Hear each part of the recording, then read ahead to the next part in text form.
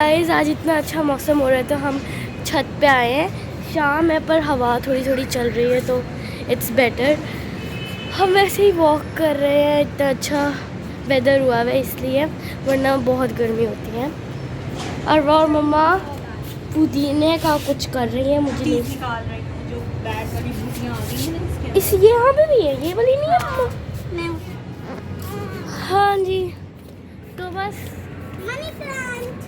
Money ठीक है, तो बस अभी हम आपको थोड़ी देर में मिलेंगे। आपको एक पिंक कलर का फ्लावर मिला तो आप उसको दबा रही है हमारे खाली पॉट में कि क्या पता वो उग जाए, लेकिन इसमें से मैं आयरन कलेक्ट कर। हल्की हल्की सी हवा चल रही है और मुझे हमेशा से ना ये मौसम बड़ा पसंद है।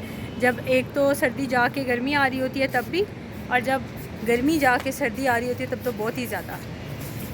बहुत अच्छा मौसम है और आज हम इसलिए फिर इस टाइम छत पे आए हैं। अभी थोड़ी देर में मगरिब हो जाएगी और मुझे नीचे जाके होमवर्क तो इसने नीचे जाके होमवर्क करना है क्योंकि ये औलादों ने आज छुट्टी की थी, मानो सिक थी।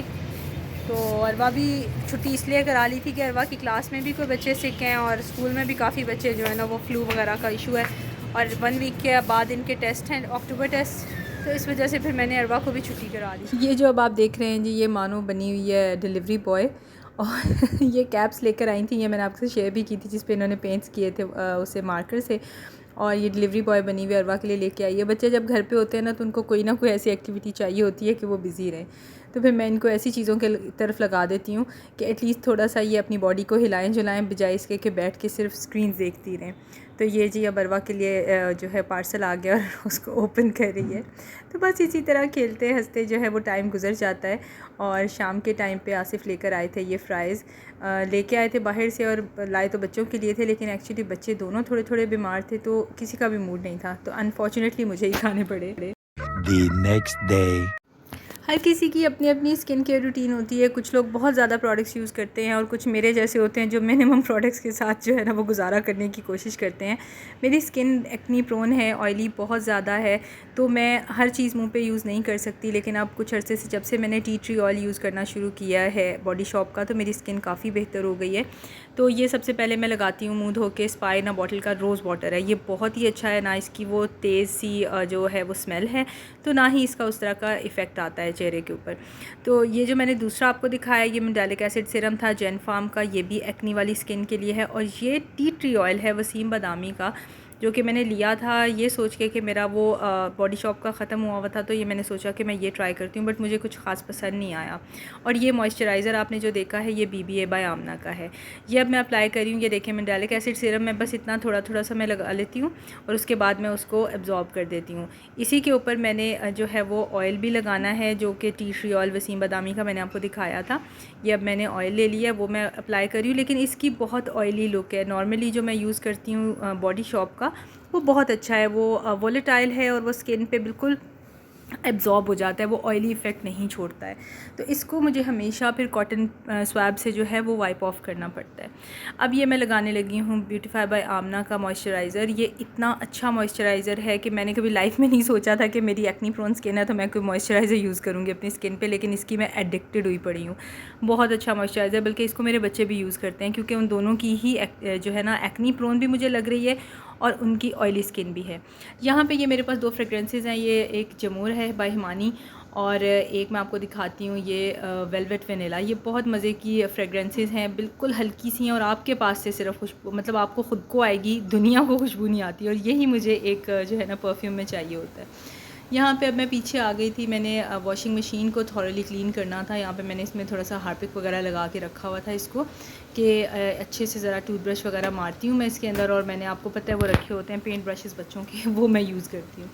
तो ये मैंने सोचा ये थोड़ा सा एक ट्रिक आपके साथ शेयर करूँ। अक्सर लोगों को मैंने फ़ेसबुक पे ये क्वेश्चन करते देखा है कि हमारा जो वॉशिंग मशीन है ऑटोमेटिक, उसमें पानी नहीं आता ठीक से वो, तो मैंने सोचा आपके साथ ये शेयर करती हूँ। ये देखें यहाँ पे इसका फ़िल्टर है, हर मशीन का ऑब्वियसली अलग होता है, लेकिन मेरा ख्याल है कि ये जो ऑटोमेटिक मशीन्स होती हैं इनका जो फ़िल्टर होता है वो अप्रोचेबल होता है, आप खुद इसे अप्रोच कर सकते हैं। तो यहाँ से मैं इसको खोलती हूँ, एवरी 2-3 मंथ्स मैं ये क्लीनिंग इसकी करती हूँ कि मैं फ़िल्टर निकालती हूँ, उसको मैं अच्छे से साफ़ करती हूँ टूथब्रश वगैरह से या फिर आपका जो कोई पेन ब्रश पतला वाला होता है उससे, और मैं इसको फ़िल्टर को वापस लगा देती हूँ। तो पानी का फ़्लो सही रहता है और मुझे प्रॉब्लम नहीं होता, मतलब जल्दी जल्दी भरता है। ये अब मैंने मशीन यहाँ पे सारी साफ़ कर दी है, अच्छे से क्लीन हो गई है। और उसके बाद मैंने इसके क्लीन करने के बाद मुझे ख़्याल आया कि मैंने इसका कवर मशीन का जो है वो धोना था, वो कपड़े का है और वो डस्टी हुआ हुआ था तो साफ़ सुथरी मशीन करके अंदर मैंने वो डस्ट वाला कवर डाल दिया था। तो लेकिन कोई बात नहीं, ज़ाहिर है यूज़ तो करनी होती है, चीज़ है उसमें यूज़ तो होना ही है।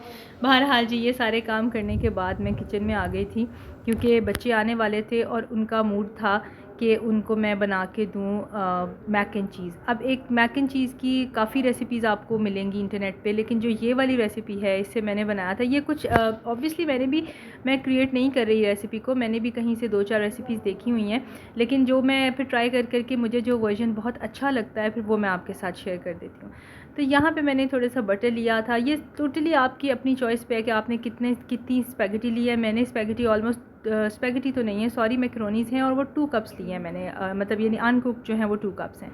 तो यहाँ पे आप देख रहे हैं कि मैंने बटर के अंदर चॉप करके अनियंस डाले और थोड़े से मसाले, यानी इसमें मैंने सिर्फ थोड़ा सा वाइट पेपर, ब्लैक पेपर और साथ में मैंने इसके अंदर डाले हैं क्रश्ड जो रेड चिली पेपर होती है वो। अब मैं इसके अंदर डाल रही हूँ क्रीम। ये भी आप अपनी मर्ज़ी से डाल सकते हैं, लेकिन इसकी क्वांटिटी आपने ऐसे रखनी है कि क्रीम और दूध की क्वांटिटी जो है वो इक्वल हो। अगर आपने वैसे क्रीम ज़्यादा पसंद करते हैं तो आप ज़्यादा भी डाल सकते हैं, लेकिन मैंने इक्वल क्वांटिटी में ये दोनों चीज़ें ली थी। तो इसको मैंने आग पे पकाना है इतना कि ये थिक हो जाए और उसके बाद मैं इसके अंदर डाल रही हूँ, मेरे पास ये चेडर चीज़ के स्लाइसेस पड़े हुए थे, वो मैंने इसके अंदर डाल दिए हैं। ये मेल्ट हो जाएंगे तो और भी ज़्यादा अच्छा क्रीमी टेक्सचर जो है वो इस मिक्सचर का आ जाएगा। इसमें मैंने अभी तक सॉल्ट इसलिए नहीं डाला क्योंकि मेरा जो बटर था वो सॉल्टेड था और मैंने मैकरोनी को भी सॉल्ट डाल के बॉईल किया था, तो वो मैं एंड पे चेक करूँगी और अगर मुझे ज़रूरत फ़ील होगी तो मैं फिर इसमें सॉल्ट और ऐड कर दूँगी। यहाँ पे देखिए मैंने सॉल्ट चखा है और मेरा ख़्याल है कि सॉल्ट कम ही है क्योंकि मुझे और डालना पड़ा है। तो यहाँ पे मैंने देखे मैकरोनी मैंने सारी मिक्स कर दी है, थोड़ी सी मैं ब्लैक पेपर ऊपर और स्प्रिंकल कर रही हूँ। ये टेस्ट आपने टोटली आपको डेवलप कर सकते हैं, इसमें कोई इतने हार्ड एंड फास्ट रूल नहीं है। तो यहाँ पे अब ये इसको अच्छे से मैंने मिक्स कर लेना है। आग अभी हल्की जल रही है नीचे, मैंने आग बंद नहीं की है। अब मैंने ली है ये मेरी मेरा बेकिंग पैन है जिसे आप ब्राउनी पैन भी कहते हैं, उसमें हल्का सा उसको मैंने ऑयल लगाया है और उसके अंदर मैं डाल रही हूँ पिज़्ज़ा सॉस। ये भी टोटली ऑप्शनल है, लेकिन इसको डाल के जो मैक एंड चीज़ में एक जिसे आप ऊम्फ कहते हैं ना वो आया था, वो बहुत ही मज़े का था। इसलिए आई वुड सजेस्ट कि आप ये ज़रूर डालें। अगर आपने स्किप करनी है कोई मसला नहीं है, लेकिन अगर आपके पास अवेलेबल है तो ज़रूर डालें। और मैं इंशाल्लाह आपके साथ होममेड पिज़्ज़ा सॉस की रेसिपी भी शेयर करूँगी जो कि अच्छी सस्ती भी बन जाएगी और आपको ज़्यादा मज़ा भी देगी, फ्रेशनेस भी देगी।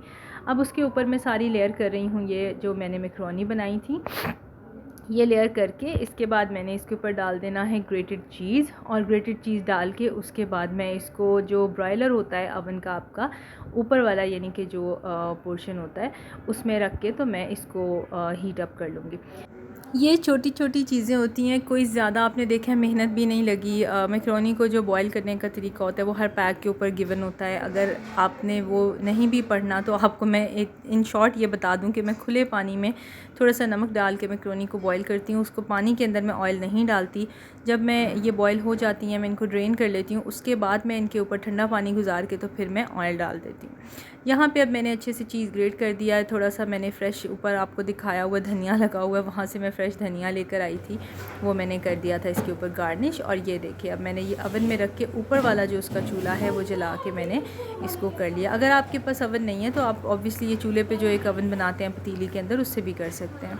तो ये जनाब बहुत मज़े की, बहुत ही यम्मी और बच्चों को खुश करने वाली चीज़ बन गई थी। इसे ज़रूर ट्राई कीजिएगा, आपको भी बहुत मज़ा आएगा। और ये वो चीज़ें हैं जो अगर आप बाहर से खाएंगे रेस्टोरेंट्स वगैरह से तो ये अच्छी खासी एक्सपेंसिव होती हैं एक सिंगल सर्विंग में। तो कोशिश करें कि आप हर चीज़ घर में क्रिएट कर लें। एक तो ये कि क्लीनलीनेस है, हाइजीन है, आपको पता है कि आपने किस एनवायरनमेंट में पकाया है, क्या पकाया है, और दूसरा बच्चे भी खुश हो जाते हैं।